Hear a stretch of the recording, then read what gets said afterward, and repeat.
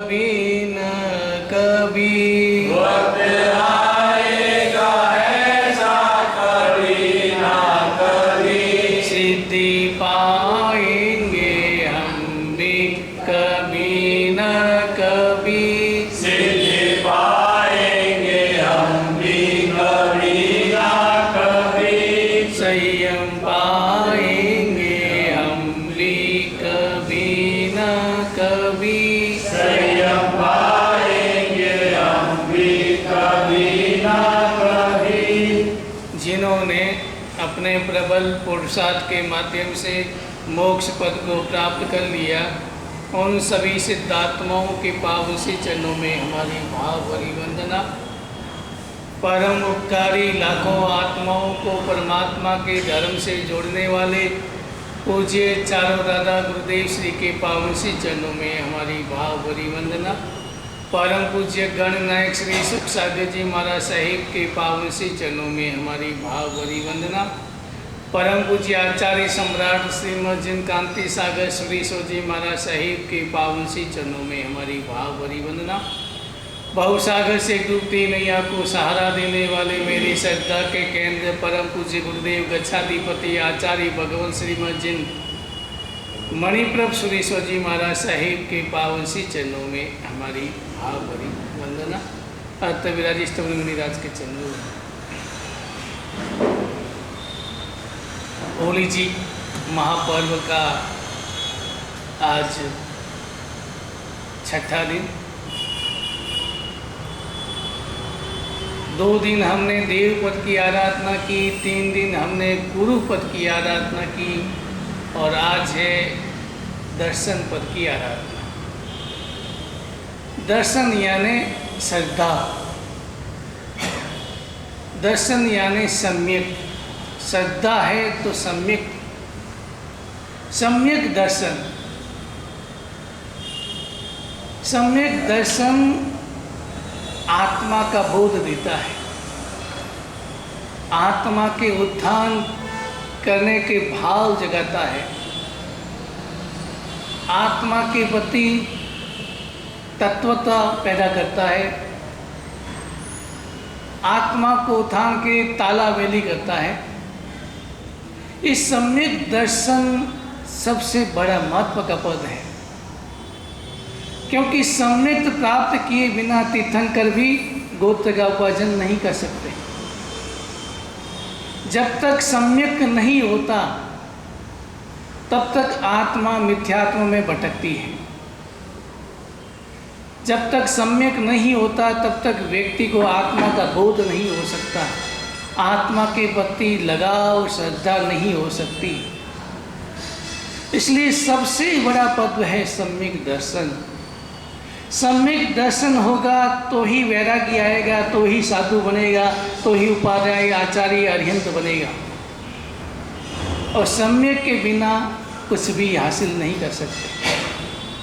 हमारे पास ज्ञान बहुत है, लेकिन जब तक उस ज्ञान के आगे सम्यक नहीं लगता तो वो ज्ञान मिथ्या ज्ञान होता है। वो ज्ञान आत्मा के उत्थान में काम नहीं आ सकता। इसलिए ज्ञान कैसा हो कि सम्यक ज्ञान हो। और वर्तमान का जो हमारा ज्ञान है वो केवल ऊपरी ऊपरी है, वो अभी तक सम्यक ज्ञान नहीं हुआ। और जिस व्यक्ति को चाहे साधु हो चाहे साधक हो, जब तक सम्यक ज्ञान नहीं होता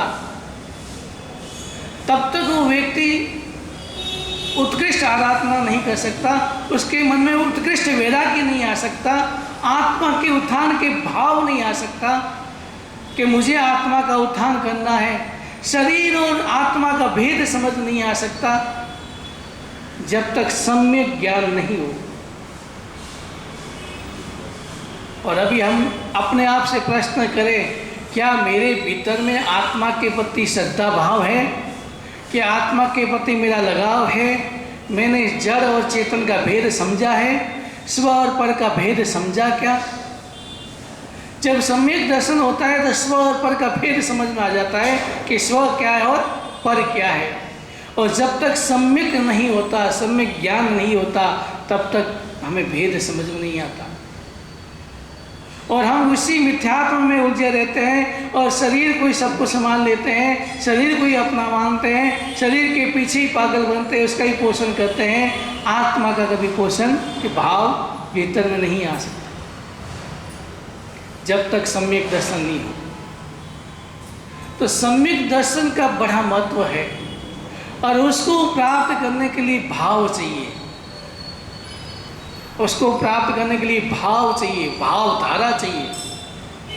उस भावधारा में व्यक्ति बहता है तब सम्यक दर्शन प्राप्त होता है। नए साल ने भावधारा बही और भावों से आहार बहराया और इतनी भावधारा बही कि उस भावधारा में जो श्रद्धा जो उमड़ी, जो भाव उमड़े, तो क्या प्राप्त कर लिया? सम्यक दर्शन प्राप्त कर लिया। चाहे कोई व्यक्ति पूजा करते हुए सम्यक प्राप्त कर सकता है, भाव आने चाहिए।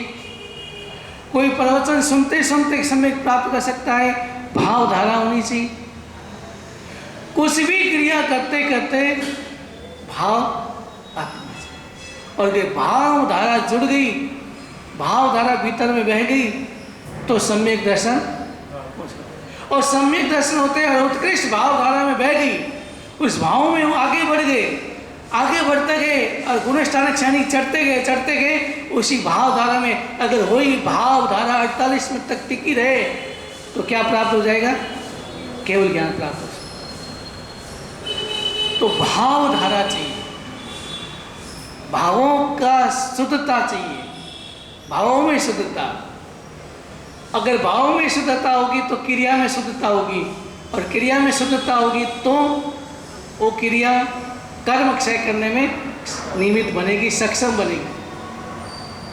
और अगर भाव नहीं है तो श्रद्धा नहीं है, श्रद्धा नहीं है तो वो क्रिया केवल क्रिया, द्रव्य क्रिया बनकर ही रह जाती है। हम क्रिया करते हैं लेकिन अभी तक ने द्रव्य क्रिया की, भाव क्रिया नहीं की।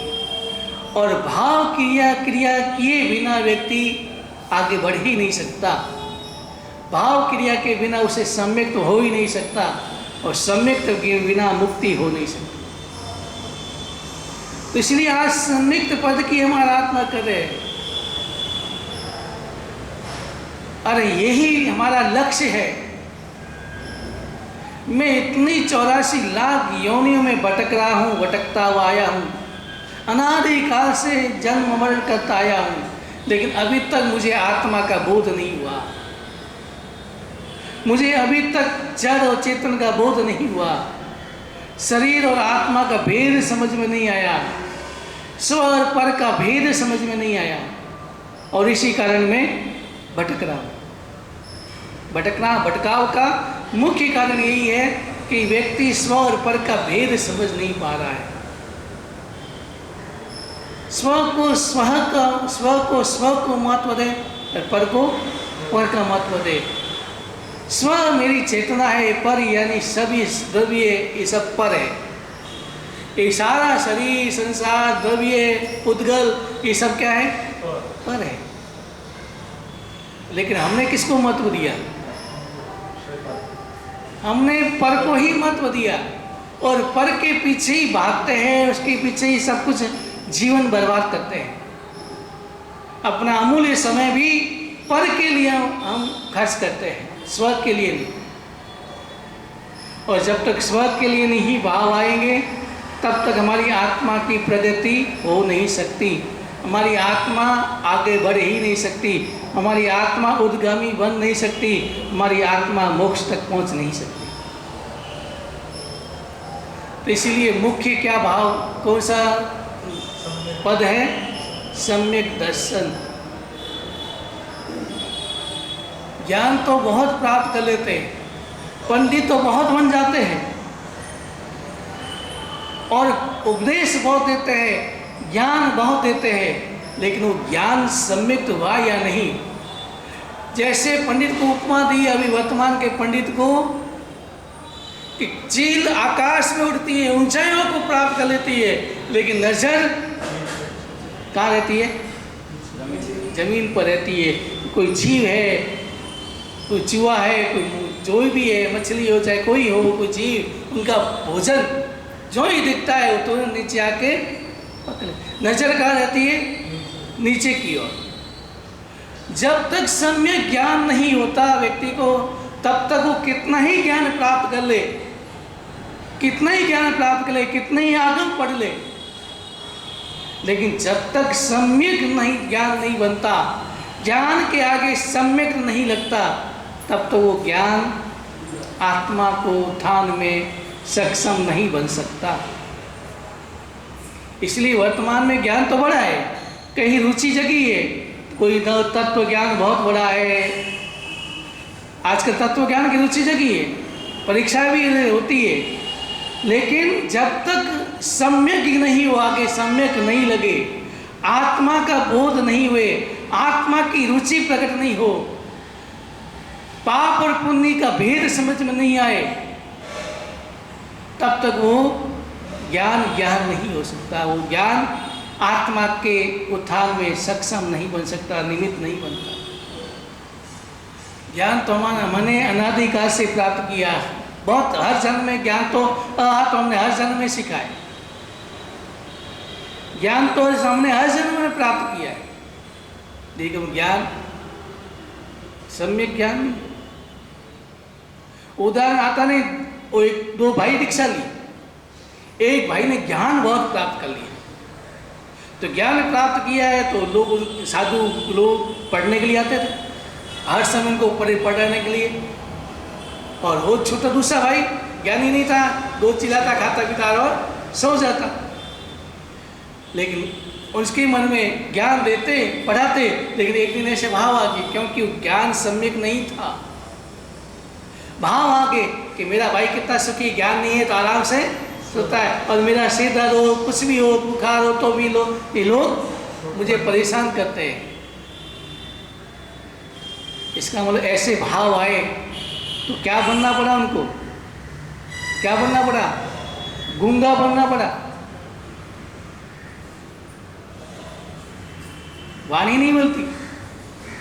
और ये भाव क्यों आए? अगर सम्यक ज्ञान होता, आत्मा का बोध हो जाता, तो व्यक्ति शरीर और आत्मा का भेद समझ लेता, तो शरीर अपना काम करता और आत्मा अपनी काम करती, तो कभी मन में ऐसे भाव नहीं आता। तो ज्ञान तो बहुत व्यक्ति होते हैं, बहुत पंडित होते हैं, बहुत साधु होते हैं, ऐसे जो ज्ञाता होते हैं, ज्ञान तो बहुत प्राप्त कर लिया, रटन विद्या तो बहुत प्राप्त कर ली। ज्ञान दो तरह का, एक तो रटन विद्या रट लिया, और एक जब तक भीतर में नहीं उतरा तब तक वो ज्ञान रटन विद्या है, भीतर में नहीं उतरा तब तक आत्मा का उत्थान नहीं हो सकता। दवाई आप डॉक्टर ने लिख दी है, आपने पर्ची संभाल के रख ली, और दवाई जब तक दवाई लाई नहीं, बाजार में लेके आए नहीं, और लाके भी अगर अलमारी में रख दी, जब तक दवाई भीतर में नहीं उतरेगी तब तक बीमारी शांत नहीं हो सकती। वैसे ही ज्ञान जब तक भीतर में नहीं उतरेगा तब तक कर्मों की बीमारी मिट नहीं सकती, समाप्त हो नहीं सकती। तो इसलिए शास्त्रकारों ने यही कहा कि हमें जब तक सम्यक दर्शन नहीं हो सकता, सम्यक दर्शन यानी देखना, सम्यक दर्शन यानी भूख लगना, ये क्या है? सम्यक दर्शन। अब भूख मिटाने के लिए जो आहार की जानकारी लेना वो ज्ञान है। भूख किससे मिटेगी? वो ज्ञान है, और जो भूख मिटाने बैठ गया वो चारित्र है। भूख लगी ये दर्शन है, दर्शन हुआ यानी बोध हुआ कि मुझे भूख लगी। अब भूख को मिटाने के लिए क्या करना है? वो ज्ञान है। और अगर भूख मिटाने के लिए बैठ गया, क्रिया करने बैठ गया, खाने बैठ गया, वो चारित्र है। तो अभी तक आपको भूख भी नहीं लगी, भूख का एहसास हुआ ही नहीं। भूख का एहसास हुआ, बोध हुआ। भूख कौन सी? आत्मा की भूख, मोक्ष पद की प्राप्ति करने की भूख, मोक्ष पद की प्राप्ति की भूख कौन जगाता है? सम्यक दर्शन। और उसको प्राप्त करने के लिए क्या करना है वो देता है, वो ज्ञान। और सो किसके द्वारा, कौन सी क्रिया के द्वारा मोक्ष प्राप्त हो सकता है? वो चारित्र। क्योंकि चारित्र बिना मुक्ति हो ही नहीं सकती। लेकिन सबसे पहले सम्यक दर्शन चाहिए, बोध चाहिए, भूख चाहिए। मोक्ष पद की प्राप्ति की भूख जग जाए भीतर में कि मुझे मोक्ष पद प्राप्त करना है, भूख जग जाए, प्यास जग जाए। ठंडा पानी का मटका भरा हुआ है लेकिन प्यास नहीं है तो पानी का कोई मूल्य नहीं है। पकवान से भरी हुई थाल पड़ा हुआ है आपके सामने लेकिन भूख नहीं है तो उसका कोई मूल्य नहीं। तो भूख चाहिए और भूख का बोध देता है दर्शन। भीतर में भूख जगाता है, भूख का एहसास करता है, भूख की प्यास जगाता है, वो है सम्यक दर्शन। और अभी तक हमें सम्यक दर्शन है या ये भी नहीं, ये भी प्रश्न चिन्ह है। क्योंकि हमारे भीतर में क्या भूख है ऐसी कि मुझे मोक्ष को ही प्राप्त करना है, मुझे जल्दी से मोक्ष प्राप्त करना है, मुझे संसार के प्रपंच में नहीं फंसना है। ये अनादिकाल से मैं करता आया हूँ, जोड़ता आया हूँ, तोड़ता आया हूँ, संयोग बना और वियोग में बदला, अनादिकाल से ही करता आया हूँ। अगर ऐसा सम्यक दर्शन हो तो ये सारी बात का बोध हो जाता है कि मैं अनादिकाल से यही किया, जोड़ा और छोड़ा, जोड़ा और छोड़ा, और क्या किया? यही किया। तो हमें आज चिंतन करना है, क्या मेरे आत्मा में सम्यक दर्शन है? मेरी आत्मा में सम्यक दर्शन के भाव जगे, मेरी आत्मा में आत्मा के प्रति भाव जगे, आत्मा के प्रति श्रद्धा के भाव जगे, आत्मा को पहचानने की दृष्टि जगी। जब तक आत्मा को पहचानने की दृष्टि नहीं जगती, जब तक सम्यक दर्शन नहीं हो सकता। और सम्यक दर्शन के बिना आत्मा में ऐसी दृष्टि नहीं जगती जिसे वो आत्मा को अवलोकन कर सके। इसलिए आज सबसे बड़ा महत्व का पद है सम्यक दर्शन। उसके बिना अरिहंत भी नहीं बन सकते, सम्यक के बिना अरिहंत भी नहीं बन सकते। आप देख लो, किसी भी तीर्थंकर को देख लो, भवों की गिनती कब से प्राप्त हुई? गिनती इसलिए हुई सम्यक दर्शन, यानी आत्मा का बोध हो गया, आत्मा और शरीर का भेद समझ में आ गया, तब से भवों की गिनती प्रारंभ होती है।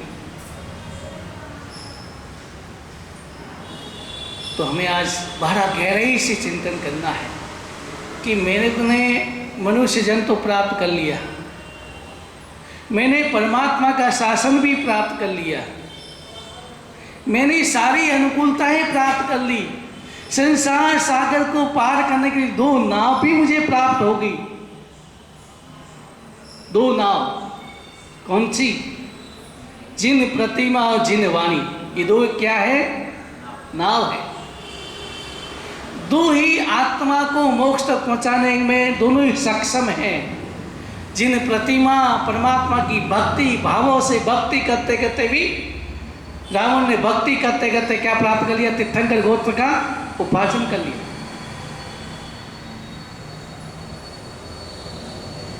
और जिन वाणी को जीवन में उतार करके आत्मा को बोध प्राप्त करके जड़ और चेतन का भेद समझ करके चारित्र की शुद्ध आराधना करके आत्मा को परमात्मा बना सकते। तो 2 नाव भी मिल गई, फिर भी मैं अभी तक किनारे पर ही अटका हुआ हूँ और मेरे मन में संशय है कि नाव अगर समुद्र में डूब गई तो,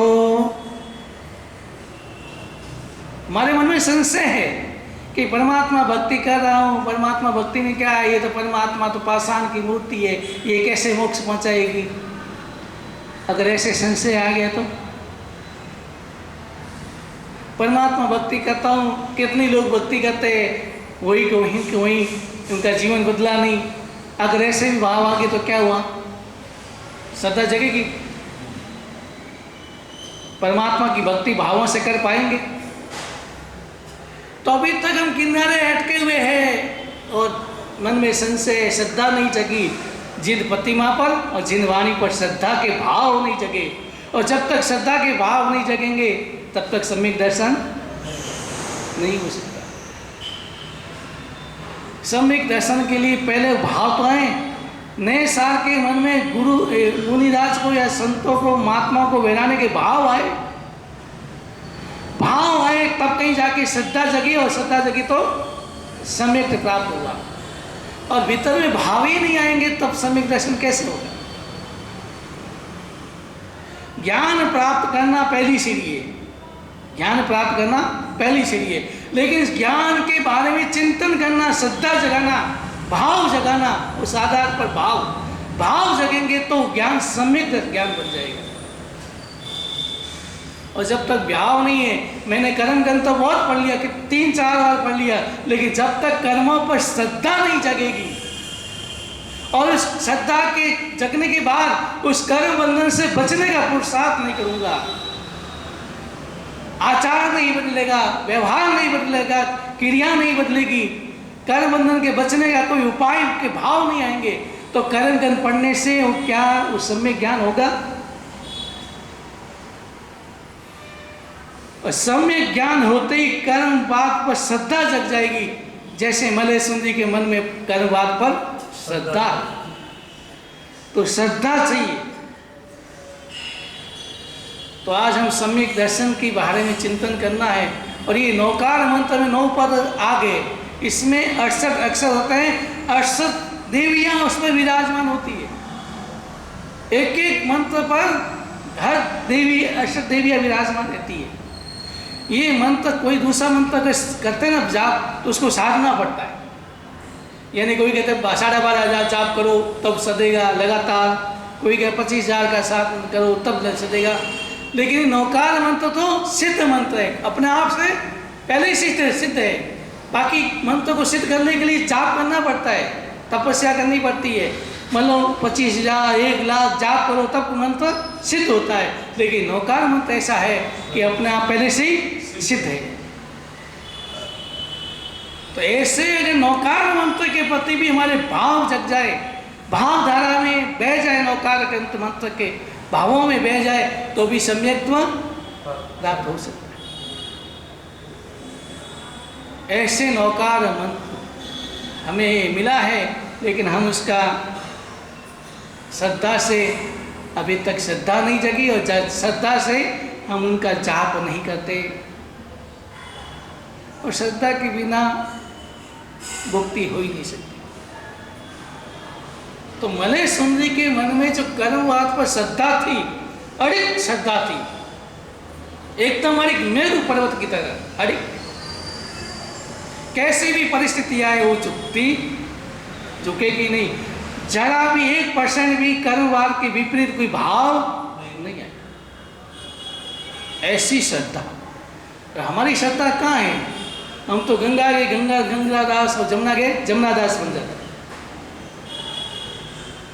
किसी ने कहा ये क्रिया करो, ईश्वर अच्छा है, वो छोड़ी ये कर ले। श्रद्धा नहीं है, और श्रद्धा नहीं है इसलिए हमारे यहाँ कहा है शास्त्र में कि देव गुरु धर्म में इतनी शक्ति है, इतना समर्थ है कि वो ये लोग और पर लोग दोनों ही सुधार देते हैं। इतनी शक्ति है देव गुरु धर्म पर। और अगर श्रद्धा हो तो एक बार श्री कृष्ण का भगवत, राम का भगत कृष्ण भगवान के मंदिर में चला गया और कहा कि नहीं, मेरा शीश तो उसके आगे झुकेगा जिसके हाथ में धनुष बाण, राम जिसके हाथ में धनुष बाण हो, वो राम बांसुरी वाले के आगे मेरा शीश नहीं झुकेगा। उसके राम के प्रति श्रद्धा थी, अखंड श्रद्धा थी, उठेगा नहीं।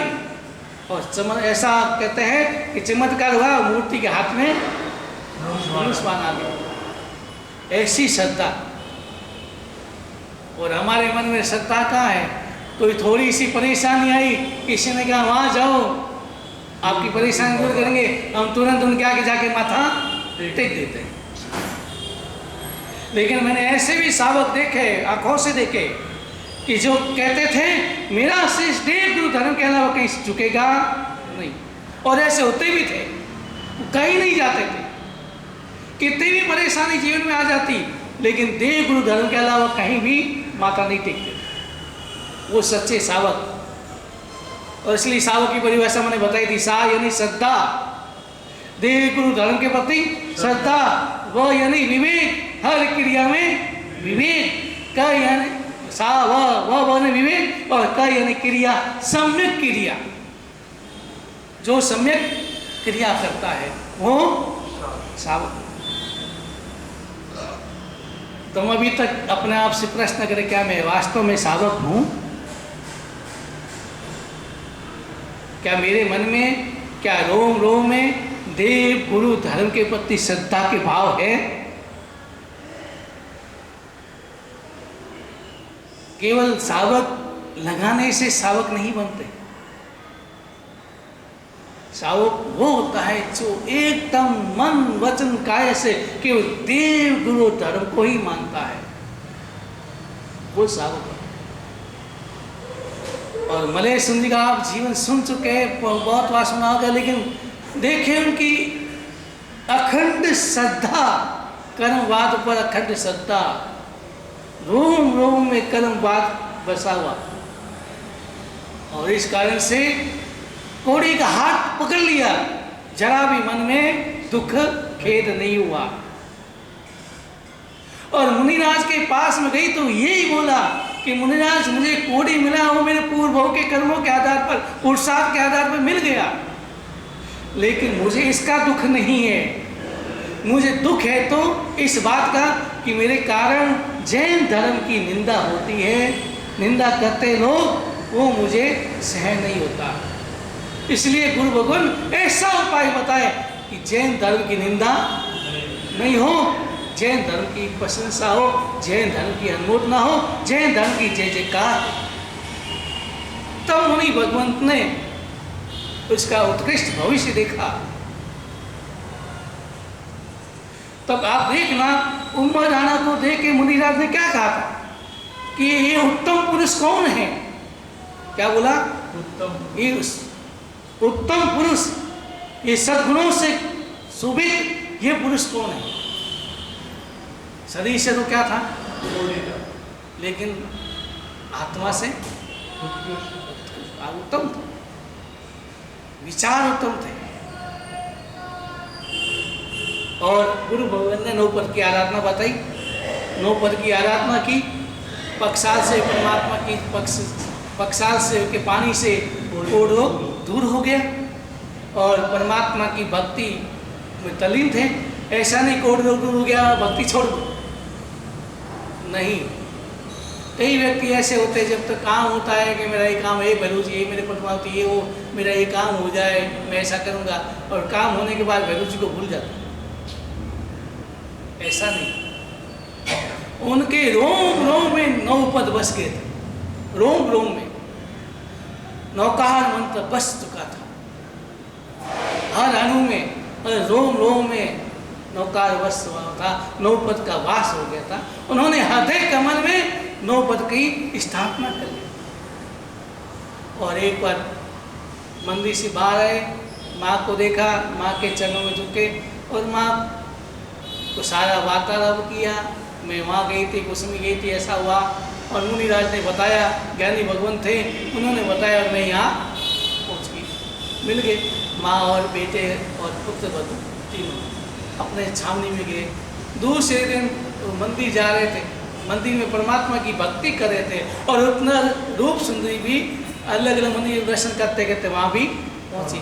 वहाँ पहुँची और उसकी नज़र मैना सिंह जी पर पड़ी।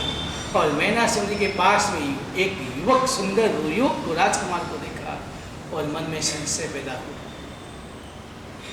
कि इसने पहले तो यह कहा मेरे कर्मों में जो लिखा होगा, मेरे भाग्य में लिखा होगा मिल जाएगा, और इस बाद में इसने बदल दिया। बाद में इस कोड़ी को छोड़ दिया होगा और दूसरे राजकुमार को ग्रहण कर लिया होगा, स्वीकार कर लिया होगा, और मन के अंदर थोड़ा आंखों में आए और आंखों में आंसू बहने लगे, मंदिर में वो रोने लगे। तो मैना सुंदरी ने सोचा और मैना ने ये कहा, माँ मंदिर में परमात्मा संसार के विचार नहीं करने चाहिए, आप मंदिर से बाहर आए, बाद में आप अपन वार्तालाप करें। मंदिर में संसार के विचार नहीं किए जाते। अब देखो कितनी श्रद्धा होगी, और हम तो मंदिर में जाते हैं लेकिन मंदिर में भी हमारा मन तो संसार में डूबा रहता है। मैना सुंदरी ने विधि पूरी की, बाहर आए और रूप सुंदरी भी आ गए। और मैना सुंदरी ने रूप सुंदरी को प्रणाम किया माँ के चरणों में और कहा, माँ क्या तुम्हारी बेटी पर विश्वास नहीं है? तुमने जो मुझे संस्कार दिए, क्या मेरे पर इतना विश्वास नहीं है? तुम्हारे संस्कार, मैंने तुम्हारा दूध पिया है, तुमने मुझे संस्कार दिए हैं, क्या मैं संस्कारों के विपरीत जा सकती हूँ? क्या मैं अनुचित काम कर सकती हूँ? तुम्हारी बेटी हूँ। गर्व से कहा। ऐसा क्यों कहा? गर्व क्यों था? क्योंकि रूप सुंदरी के मन में परमात्मा की भक्ति, परमात्मा की सिद्धांत रोम रोम में बसे हुए थे, और उन्हीं ने रूप सुंदरी ने ही मैना सुंदरी को वही संस्कार दिए। और मैना सुंदरी ने अपनी सारी बात बताई कि माँ मैं मंदिर गई, ऐसी बात हुई, मैं गुरु भगवंत के पास गई और गुरु भगवंत ने मुझे 9 पद की आराधना करने की विधि बताई, और हमने 9 पद की आराधना की दोनों ने, और धीरे धीरे परमात्मा की पक्षाल के जल से धीरे धीरे इनका कोढ़ रोग दूर हो गया। ज्यों ये सोना रूप सुंदरी का चेहरा खुशी से खिल गया। पहले जो चेहरा मुरझाया हुआ था, चेहरे पे उदासीनता थी, जो दुख था, उस दुख के बादल पल भर में छट गए। खुशी के चेहरा छलक रहा था, चेहरे पे मुस्कान आ गई। और पूछा ये कौन है? तो कि ये मेरे सासू माँ है। वो तीनों को लेकर के अपने भाई के वहाँ ले गई, यानी मैना सुंदरी के मामा के घर। क्योंकि रूप सुंदरी भी नाराज हो गई थी जब मैना सुंदरी को कोड़ी के सौंप दिया था। रूप सुंदरी के मन में थोड़ा दुख हुआ था, वो अपने पीर में रह रही थी। वो अपने भाई के वहाँ ले गई और ले जा करके उसने सीपाल के परिचय की जानकारी करने की एक प्यास थी, भाव आए कि आखिर ये है कौन। भाव आते तो भाव आए, और उसकी सीपाल की माँ ने बोलना प्रारंभ किया। चंपापुरी का राजकुमार, उनके पिता सिंहरथ,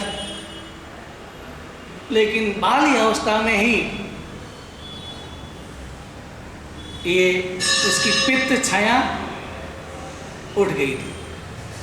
यानी बाल्यकाल में जी 2 साल का था तो पिता का स्वर्गवास हो गया। मती सागर महामंत्री था और वो समर्पित था। उसने 2 साल के बालक को गद्दी पर बैठा करके राज्य का संचालन करता था। लेकिन अजीज, उसके चाचा अजीज सेन, उसके मन में राज्य प्राप्त करने की लोभ जग गया, राज्य हड़पने का लोभ जग गया। राज्य को प्राप्त करने के लिए उसके मन में ऐसे भाव आ गए कि मुझे कुछ भी करना पड़े लेकिन राज्य मुझे प्राप्त करना है। और उसने ऐसा षड्यंत्र रचा। शिवपाल तो उस समय 2 साल का ही था, लेकिन अजीत सेन ने ऐसा षड्यंत्र रचा कि इन दोनों को खत्म कर दें, क्योंकि खत्म नहीं किया कल बड़ा होकर वापस सक्षम बन जाए, राज्य छीन ले, इसलिए दोनों को खत्म कर दे। ऐसी योजना बनाने लगा और ऐसी योजना की भनक मती सागर को पड़ गई और मती सागर दौड़ा दौड़ा आया शिवपाल की माँ के पास, कनकवती, कमल प्रभा माँ का नाम था। कमल प्रभा के पास आया और कहा कि आप जल्दी से यहाँ से भाग जाओ, यहाँ से भाग जाओ, क्योंकि अजीत सेन ने ऐसी योजना बना ली है कि शिवपाल को खत्म करके, दोनों को खत्म करके राज्य प्राप्त करना। इसलिए आप भागो, शिवपाल की रक्षा करो। और ऐसा कहा, जल्दी भागो। और एक गुप्त रास्ता था, मती सागर को पता था, और गुप्त रास्ते से उसको बच्चे को लेकर के कमल प्रभा भागने लगी, दौड़ने लगी। अब विचार करो, एक रानी कभी पाँव में नंगे पाँव चली नहीं, नंगे पाँव भाग रही है, कांटे चुभ रहे हैं, ठोकरें लगी है, लेकिन एक ही भाव, माँ के मन में एक ही भाव था। क्या भाव था? मुझे मेरे बच्चे को बचाना है। खुद के कष्ट भूल गई, लेकिन मेरे बच्चे को मुझे बचाना। यही माँ होती है। माँ होती है जो खुद के दर्द भूल जाती है और बच्चे के सुख के लिए कामना करती, सुख के लिए, उसको कष्ट न हो। खुद कितने ही कष्ट उठा लेगी, लेकिन बच्चे को कष्ट न हो, वो होती है माँ। तो कमल प्रभा के मन में एक ही भाव, मुझे बच्चे को बचाना। दौड़ रही थी, पीछे सैनिक भी दौड़े, इधर उधर दौड़ा दिए। और दौड़ते दौड़ते एक काफिला मिला, और काफिला मिला तो कौन है? तो उसने सारी बात बताई कि हमें दोनों को छिपा लो। वो काफिला किसका था? कोड़ी का। और कोड़ियों ने उनको बीच में ले लिया और आसपास सारे चारों तरफ खड़े हो गए। और इधर सैनिक ढूंढते ढूंढते उधर भी पहुंच गए। अरे आप तुमने एक महिला को दौड़ जाते देखा जिसके हाथ में बच्चा था? उसने कहा हमने नहीं देखा, यहाँ से चले जाओ, तो तुमको भी बीमारी लग जाएगी। और वो वहाँ से भागे और वो कोड़ी के साथ ही कहने से कोड़ रोग हो गया। जब सारा परिचय सुना, वो और कोई नहीं, शिवपाल ही है। वो 2 साल का बच्चा और कोई नहीं था, शिवपाल ही है।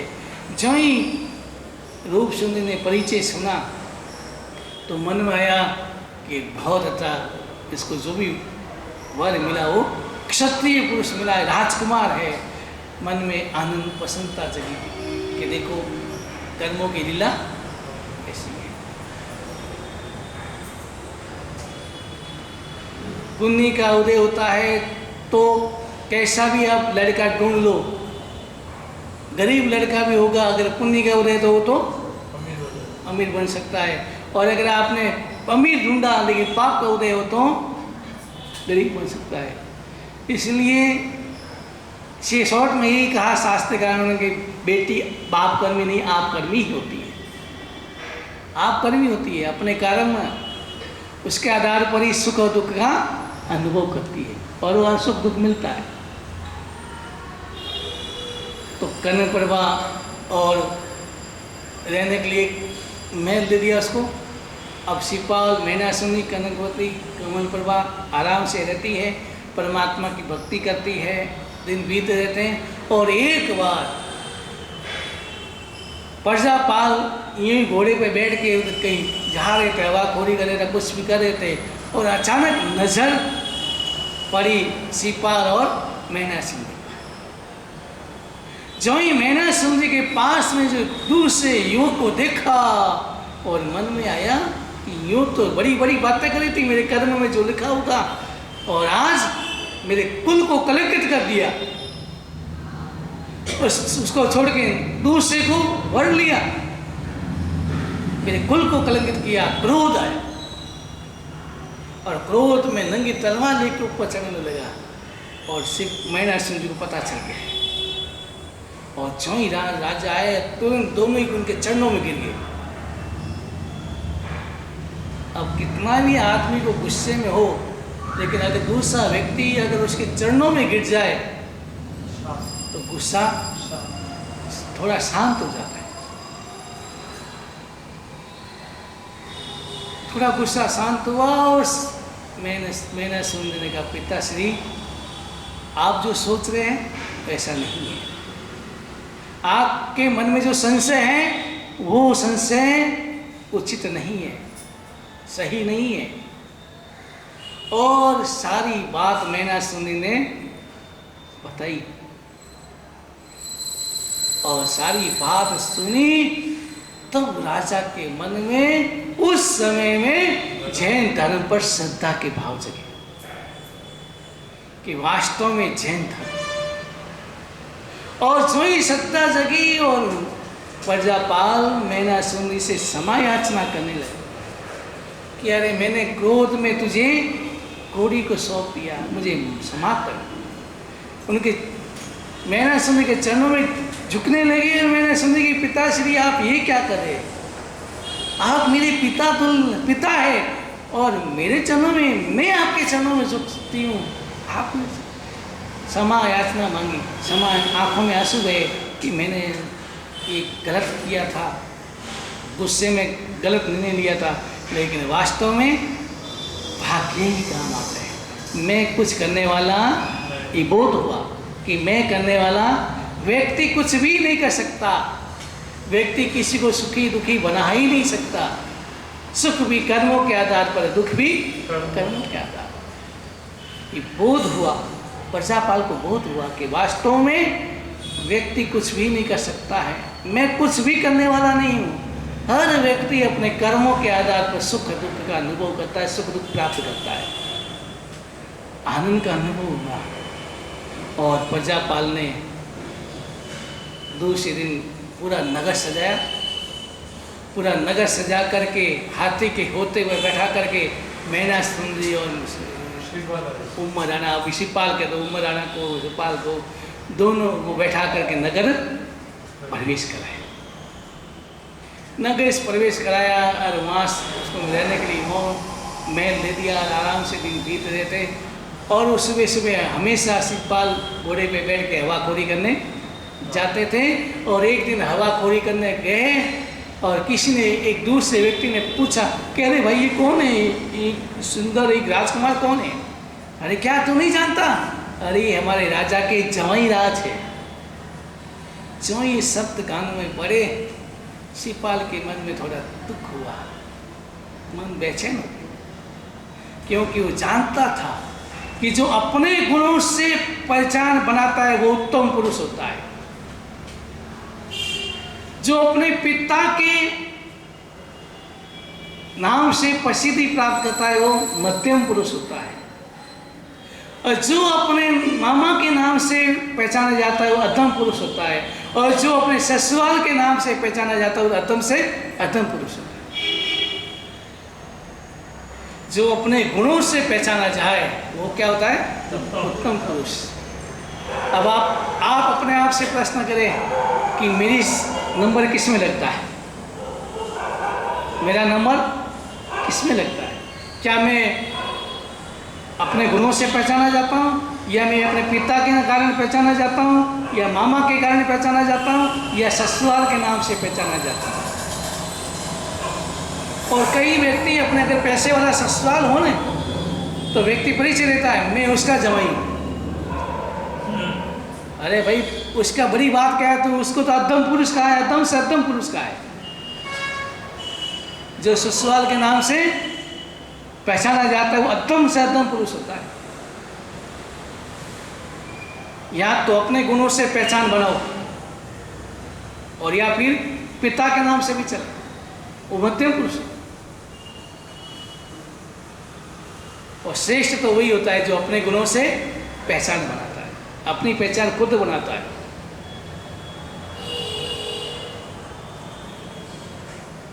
तो सिपाल के मन में उदासी आ गई और घोड़े को मोड़ दिया और आज महल में पहुंचा।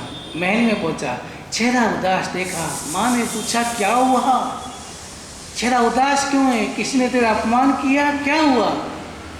और सिपाल ने कहा ऐसा कुछ नहीं है, लेकिन आखिर हुआ क्या?